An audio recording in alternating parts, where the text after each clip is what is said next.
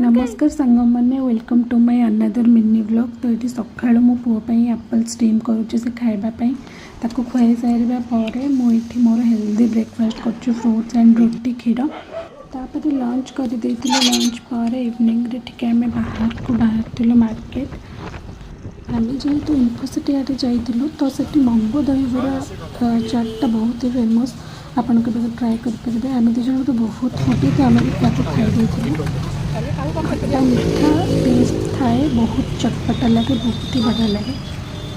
तापर एमती टे बुलाबुली कर चिकेन पकोड़ा बरा पिजी सब घर को नहीं बाहर जाइए तापर लगे पड़े चिकेन बिरयानी प्रोसेस आमर आज रात चिकेन बिरयानी हमार अच्छी माँ हाथर चिकेन दम बिरयानी तो सब बेले हिट।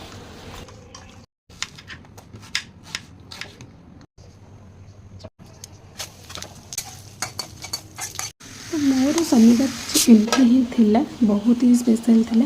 आपणकर चिकेन बिरयानी फेवरेट कि नहीं कमेंट निहाती कहतु। काली देखा पुणी गोटे मिनी ब्लॉग रे बाय।